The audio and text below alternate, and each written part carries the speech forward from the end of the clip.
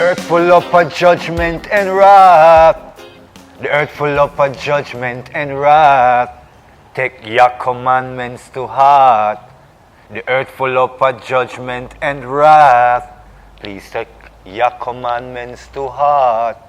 Yeah, the earth full of a judgment and wrath. Blessings and welcome for the reasons right here at the True Life. I'm your host, Talaku, the Great. Out in the presence of my co-host brother, Ramon Singh.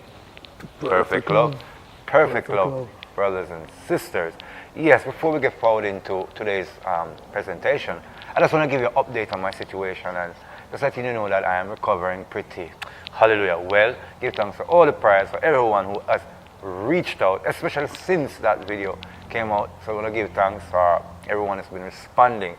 And as it relates to, my teeth, we are going to be sorting it out. But before, because I had that, other issue within my stomach and everything, well, I had to be taken care of, hallelujah, first. Then we get to health. And then now we're going to deal with the teeth, Yeah, because I didn't want to do an implant. So we're going to do dentures. And if you're going to do dentures, you're going to have to do some other stuff. So that's what we're going to do. But beyond that, just to let you know, hallelujah, that I am doing a lot better. And apart from a few distortion in my speech and pronunciation, I think we'll be okay, right? All right, so the earth full of a judgment and wrath. That was a line that I kind of just on the spot engineered from Midnight, the band. Because our current topic is wrath. And if you look at wrath as it's defined, it's just like a fierce anger. Like a burning anger, you know what I mean? Like, well, when I think of a person in wrath, I think of a person that is like incontinent, just total lack of self-control and just letting it out. In Jamaica, I would say they'd probably be stringing a line of cloths together, which are expletives, right? And so a wrathful personality, if I was to describe it in terms of an element, I would say it's like a blazing fire, like a consuming fire. Not an all-consuming fire, but certainly a consuming fire in the sense that that person probably will upset a lot of people, or probably will make situations in which they encounter become very uncomfortable for others and also themselves. So I think wrath also is made up of a lot of judgments. And most judgments probably in some cases are misplaced. Misplaced interest and understanding.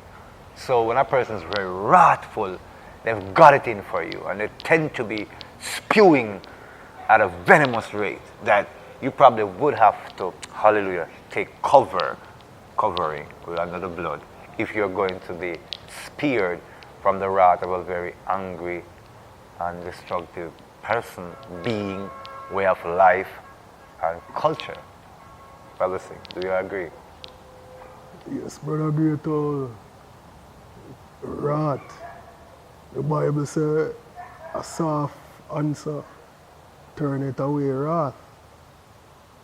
So somebody who is angry or at the edge of being angry, Mm-hmm.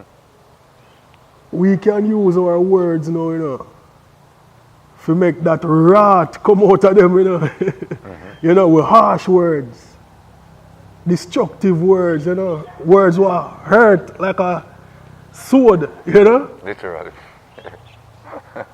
And we have words that can bring peace, understanding, love,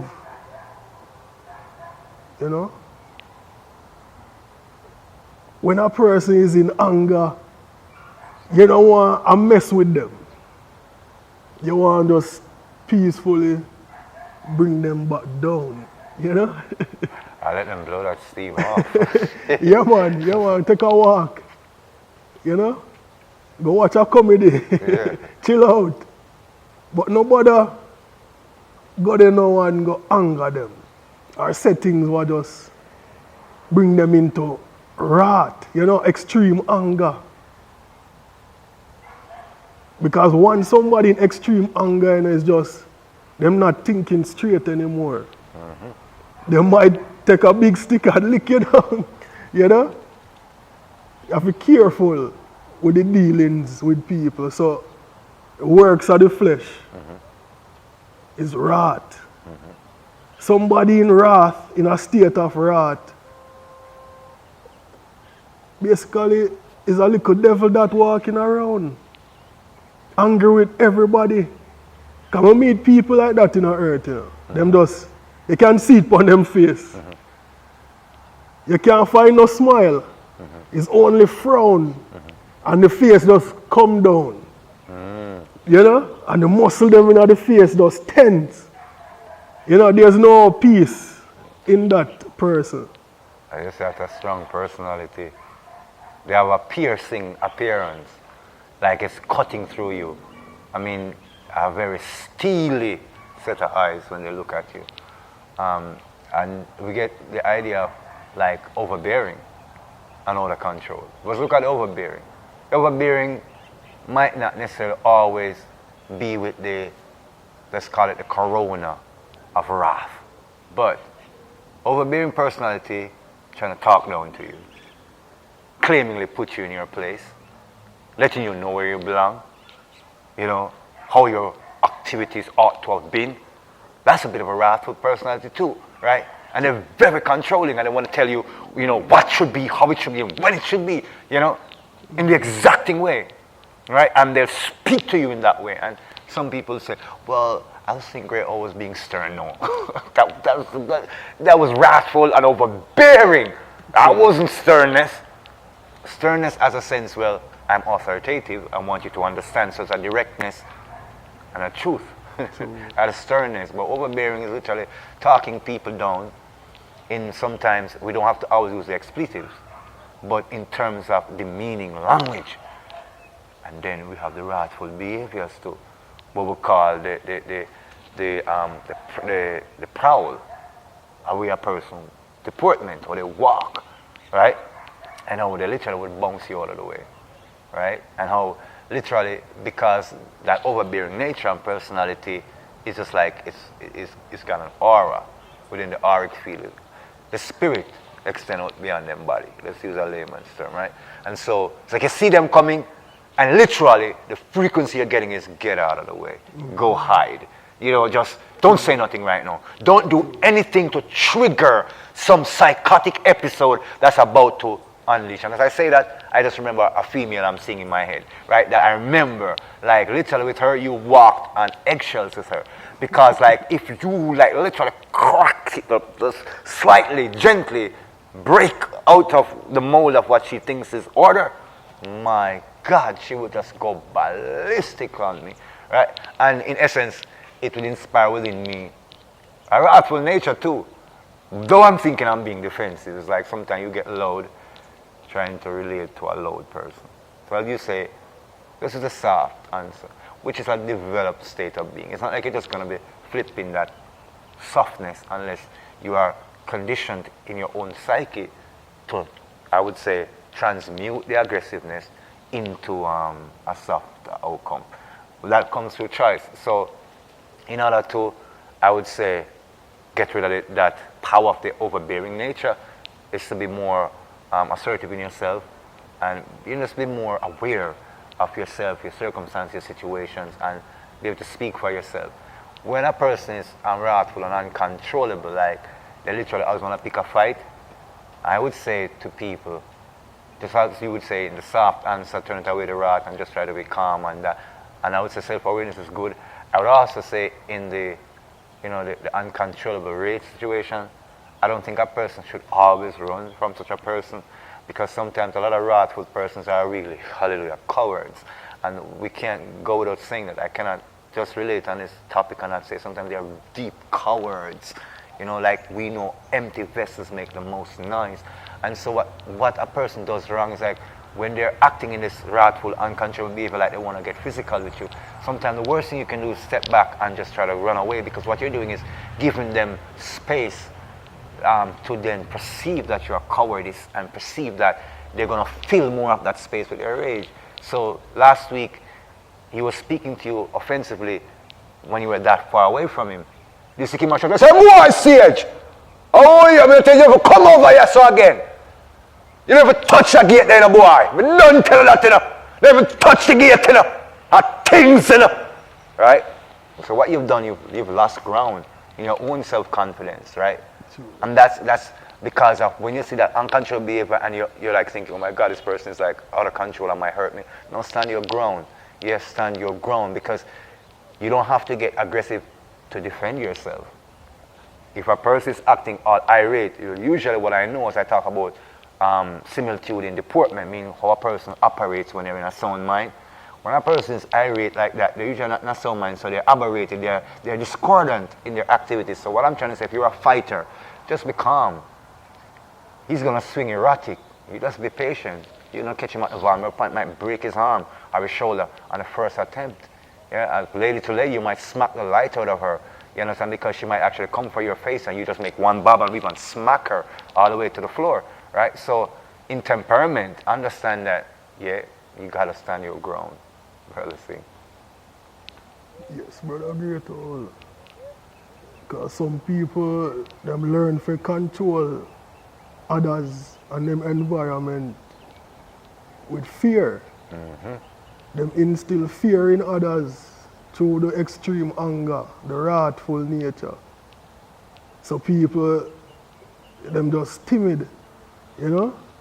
Like even like a boss energy. And you know when the boss come around, everybody start fix up themselves, you know? That's more like a slave master energy, but yeah. Yeah. Cause in the workplace, you know, so the boss will come in. Everybody stop, you know, gone off of social media, gone for the work again, and, you know, fix up themselves. Because them know, say, the boss will come through and the boss will get angry. If them catch them or do foolishness, so them fix up themselves fast, you know.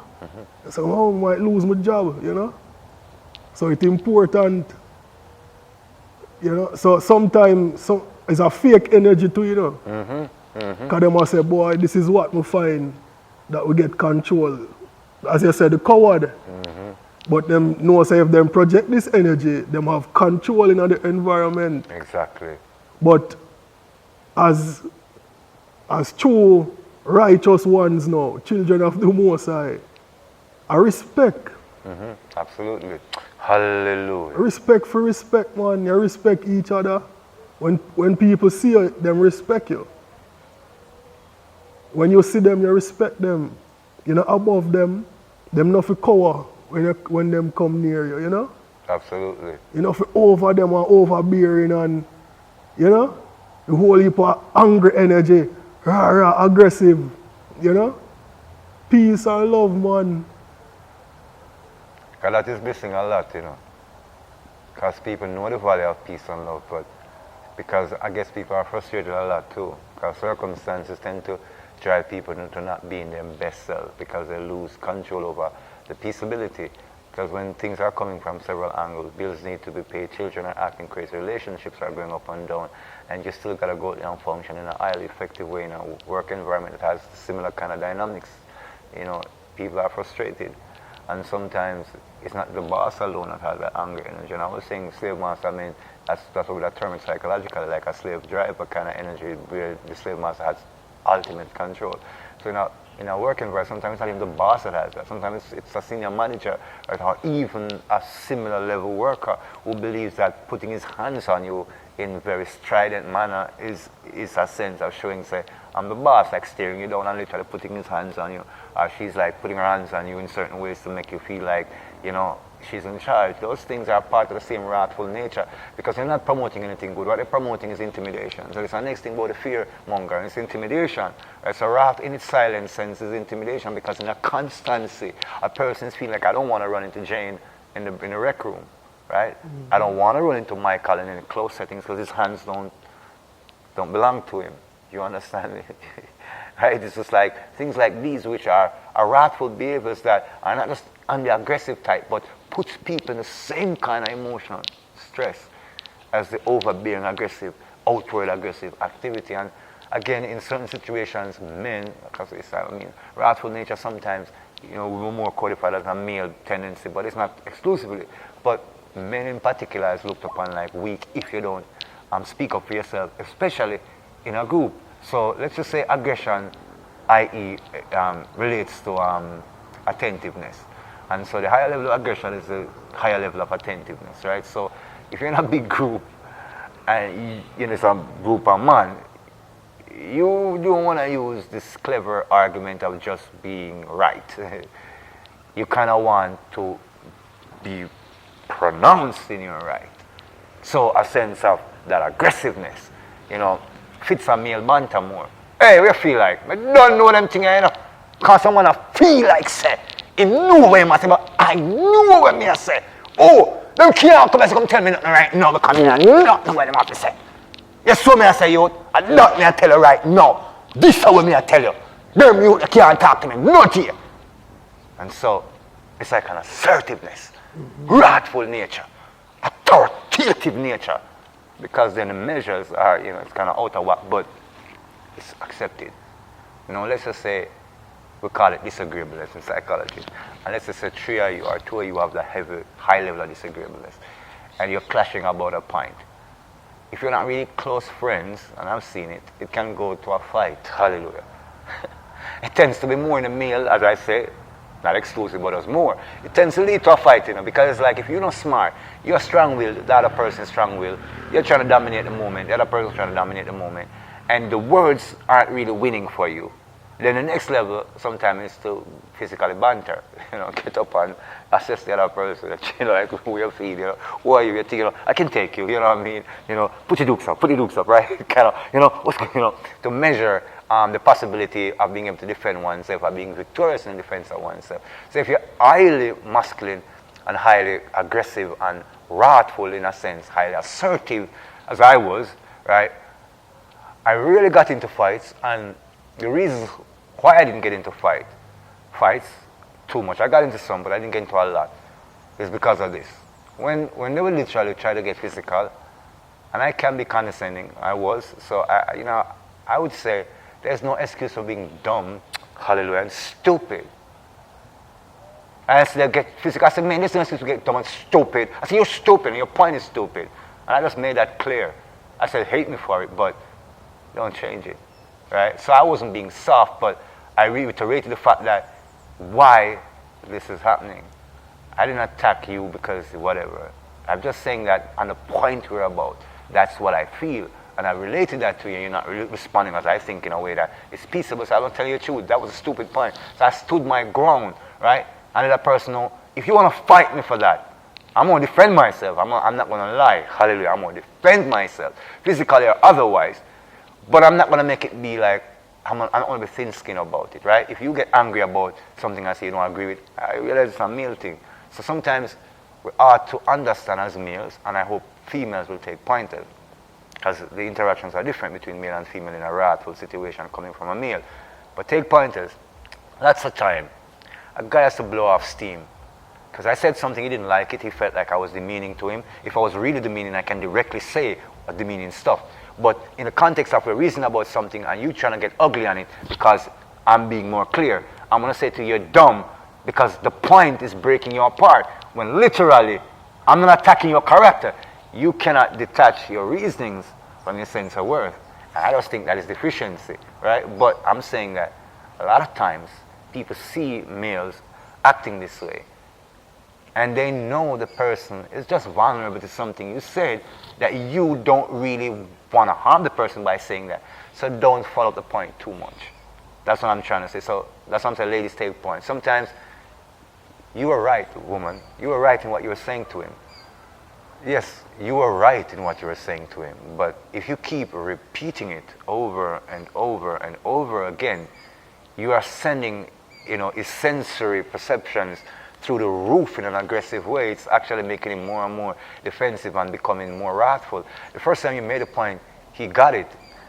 And that's why his personality probably just stuck. Like we say, we stick you there, right? And they're like, he's like, but what happened was, while he was processing that, you saw an opening into his vulnerability, and then sure, you just go on the attack. And so that's what caused a lot of violence from males now towards women in those situations. I know a lot of women will use a psychological and try to make victimhood, but I'm telling you, and I'm talking to real women, so the real ones will respond, the unreal ones will just ignore. You knew when the point was made, hallelujah, and you knew when to stop. But you continued. And later on, when things are all up in the air and it's crazy, that's when you realize that everybody's saying he was wrong. And you surprised everyone and said it was your fault. And everybody's saying, oh, she's just being nice, but you knew it was your fault. Hallelujah. I'm talking to real women. Please, only real women there, because these situations, women don't react nicely to them. Right? So let me get that clear. And I'm not going to change my point to please any egos or she-egos. Right? So wrathfulness, it's a fleshly act, and it doesn't mean the person is totally evil or without merit. What it means is that the persons have actualized their behavior. Let's jump to the females. There are some females that are very wrathful. They're disrespectful and dishonorable. They can't keep a man because they won't be respectful to a man. You understand what I'm saying? They fly their mouth. I'm a Jamaican. We know this. They fly their mouth. Right? And so they're angry all the time. Every problem, they're cursing you for every man that has ever said something disrespectful to them. They're cursing you for every situation that they've ever been in with a man that they've come out on the lesser. And so your mouth, woman, your mouth, young lady, your wrathful attitude is driving good men away. Heck, it's driving other men away, right? So don't get gender biases. I reason clear, right? And I'm relating to somebody, so I know. Hallelujah, I'm relating specifically to someone. I reason fair. Wrathfulness, it's a curse, it's a sin. It really means a lack of control. Meaning a person doesn't act wrathful just because they want to. There's something that is broken in the functionality within the psyche, right? Whether they're using it as a means for power, it comes from an inadequacy, it comes from a deficiency. That is why they're acting that way. Because when I learn of true power through like gunmanship, gangman, or let's say the will to power. Yeah, as I was saying, individuals who are very wrathful, there's something that they're going through emotionally or spiritually, a deficiency, an inability to process things, right? And there's a deficiency in how they can relate. Because when I learned about true power, like I was saying, I learned that the people who are truly powerful, they're not usually the ones shouting at the top of their voice. They're usually the calmest person in the space, because in order to command such power and authority, you can't be rash, because rashness will mean that anyone could have power over you, right? Anyone could push a button and you blow yourself up like a neutron bomb, other thing. Yes, brother, great all. And even with the children, when parents dealing with children, because the other day, my bigger baby, who is 3, kick the younger baby who is 1, kick down, off a chair. Wow. So when we see this happen, Wow. like, to that one come to the bigger one, Wow. But we say, no, man, we just come and explain and say, see, right? It is wrong to kick your sister off the chair. Please don't do that again. You wouldn't want her to kick you off the chair. I just said, no. And I said, so don't do it to her, please, And I said, please be a good big sister and take care of your sister. And she go and hug up her sister and kiss her sister. Yes. I just said, sorry, Yes. Trust me, this Because we could have get in extreme anger now, Yeah, man, that was shocking. And start beat the child, Yes. Because Jamaica would do that, But, like me, I say, no, man. Let me explain to her what just go wrong. Because sometimes them just go fear the beating and not really know what them do wrong. Exactly. I have to explain to them, say, this you do wrong. Please not do it again. Next time, it might not easy. It might not let off so easy, Give them a little warning. Absolutely there. Because if it happen again, I'm going to say, remember we talked to you last time. Give them a little 3 strike warning. Yes. Because you don't want the same thing happen and then something bad could have happened Yeah. You know? That's for real, for real. Because when me see it happen like me, I say, man, we just have to make sure the liquor one good first. Yes. And she say, all right, she good. And then talk to the bigger one. You know? So we have to be careful when we are dealing with the children. Not to get in extreme anger, in wrath. We have to just still sternly teach them a lesson. But not make them fear you. Absolutely not. But make they respect the authority, especially if they can understand what was wrong. Like you said, if, you know, if Harry had kicked her off, she wouldn't have liked that. So then it's obvious that it is wrong, because if she wouldn't accept it, then doing it isn't acceptable. And I think parents, you know, as you say, if you can be careful like that, not to carry the wrath from you, the parents, onto the children. You know, it is a spirit. So obviously it tried to get through the little girl to create an event where it can survive in their spirit. Because it's not going to affect one, it's going to affect both. And then you in the presence, and it's affecting you as well. So if you were to then get carried away now with the anger, then your reaction would reinforce the spirit of anger versus the spirit of forgiveness. Yeah, and love and healing and restoration, because that's what it is, you know, like you said, not just make them be afraid of your wrath. You know what I mean? Because that's what they're afraid of, you know, if you use fear as the correcting mechanism, if you use fear to correct, then that's what you become.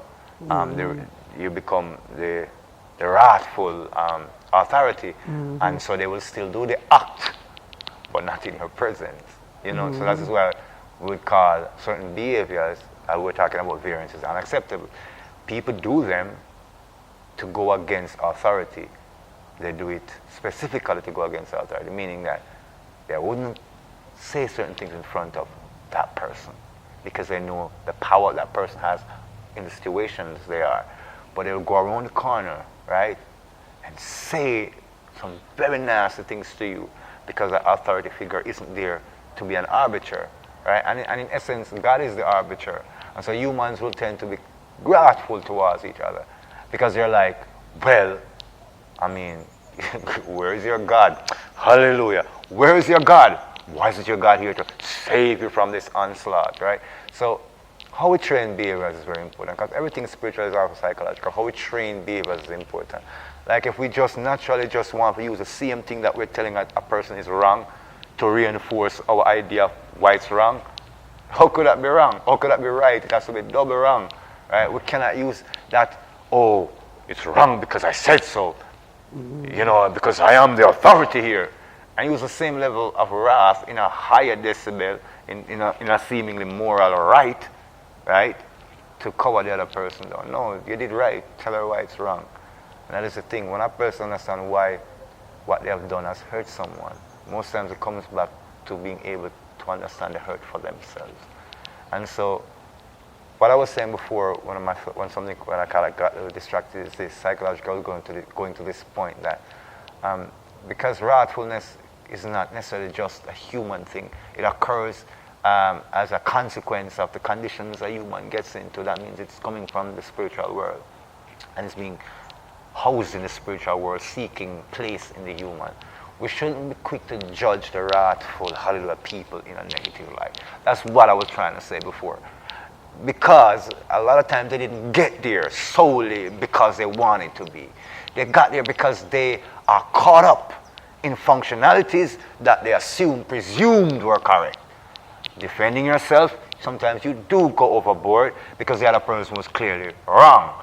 But if you become too aggressive in defending yourself, you now become wrathful and feared. And you sometimes can't undo that wrong, even though you were defending yourself. So there are a lot of people I know that they got so wrathful because they had to stand up for their little sister's honor against some bullies. And she was always going to be 5 years younger than they are. And so in some sense, they were always going to have to stand up for her. And so I remember as a family, when something happened to one of my younger sisters, right? Literally all of my family as children, I mean, as siblings, will go out and fight all of their siblings. So there'll be like 6 of them in the one family, sometimes 5, but 6 of us, and we're fighting, or 5 of us defending. So it's like that behavior, that attitude, it creates outcomes, right? When we don't solve things or think it out, we tend to fight it out. And the more you fight it out, you create ripples, because you're going to grow up disliking those people. And so that wrath can literally later on down the road become the violent intent. You know, in criminology they always say, what is the motive? And sometimes motive for crime is 15 years removed from the crime. It's so weird in the criminologist. My sister studied criminology. She has a PhD in it. Years down the road, people saying, this happened 16 years ago. Why in God's name did you feel it necessary 16 years later to get back at this man for something he did when you were 6 years old? And you're like, what? Yeah, it's like that. So when you're growing up with that little wrathful thing, what we call revengeful, it's part of being wrathful, what we call vengeful too, so don't mix it up, right? But it's similar, and it's basically the same sometimes. People tend to carry like an obligatory feeling, like, I'm going to get back at you because you did this to me, right? And so when you did it to me, I was yay tall. But you were yay tall. And I was like, man, I'm okay. So we carry that with us. And some heinous acts of rage and wrath. A person's go ballistics and they're like, but there was no motive. It started 15, 12 years ago, 17 years ago, 20 years ago. And it slowly came up to the point where the trigger became like insurmountable.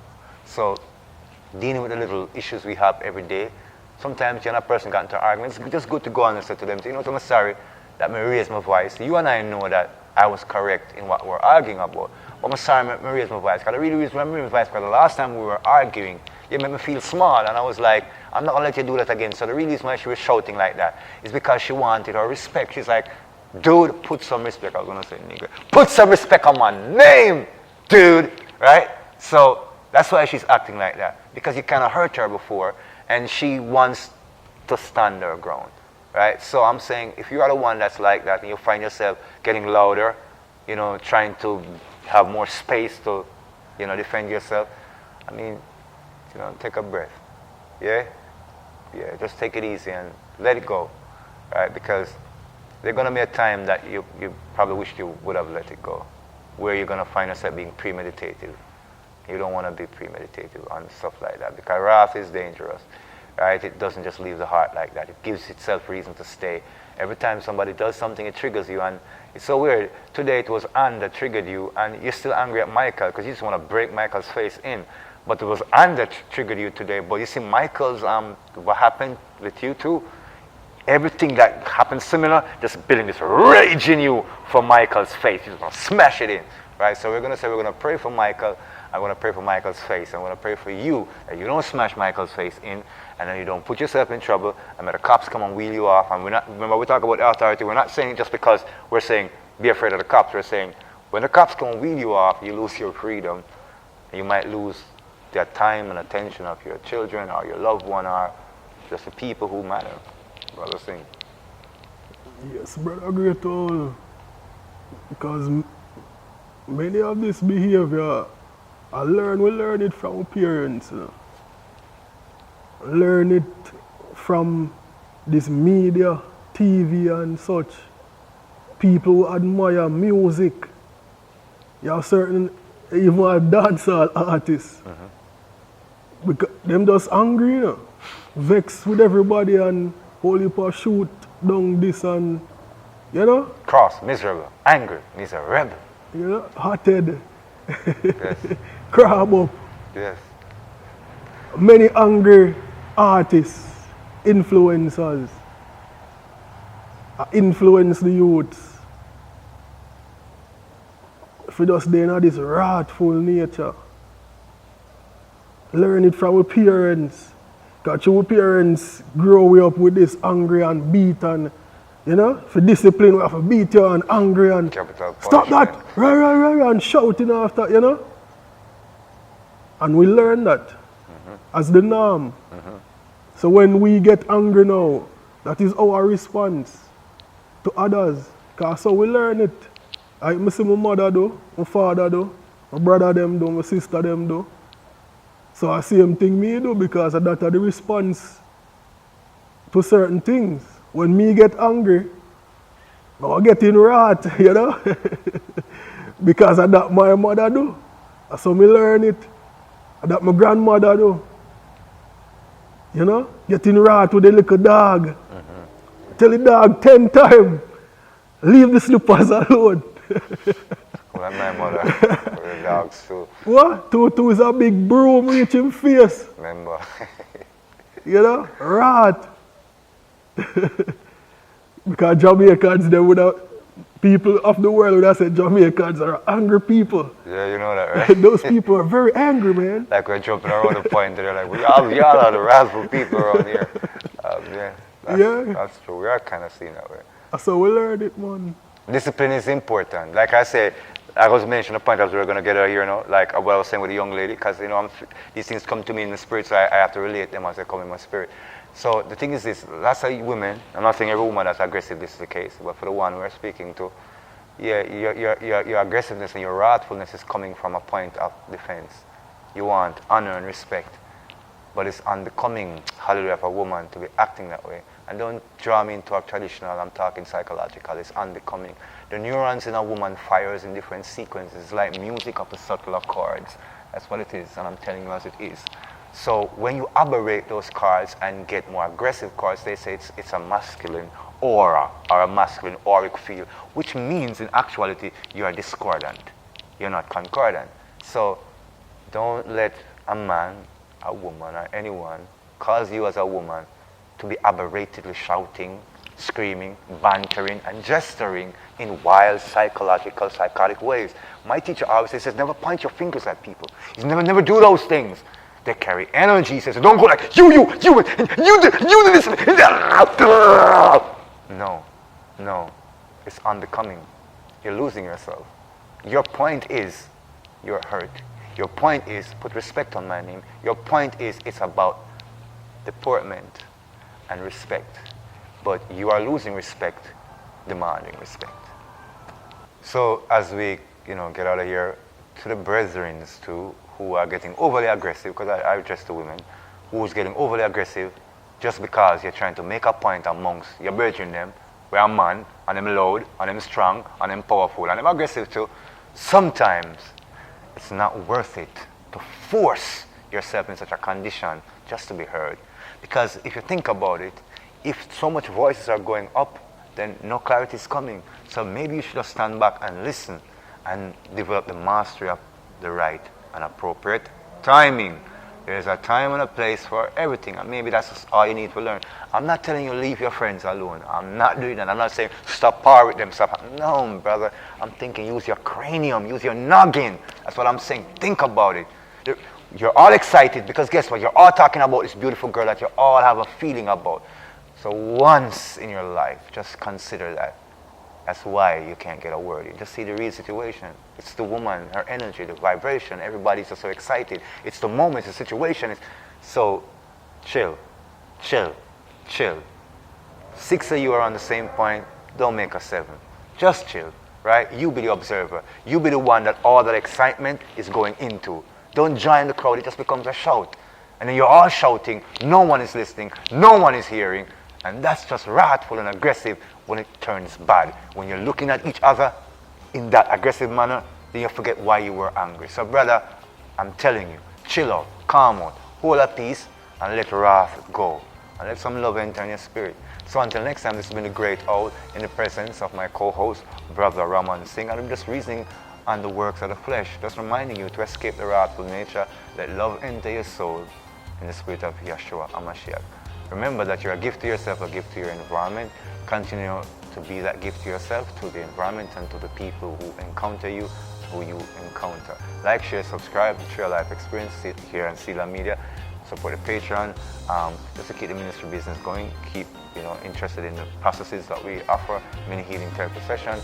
Support the retreats, come and spend some time with us through the farming solutions and such, and just going on sightseeing, meditation, praying, healing hikes, right? Support the wizio.com/mini healing therapy session and give thanks to those who are praying for me and praying for Brother Singh and praying for the entire Stephen Media family. Yeah, so until next time, blessings. Perfect love. Perfect love.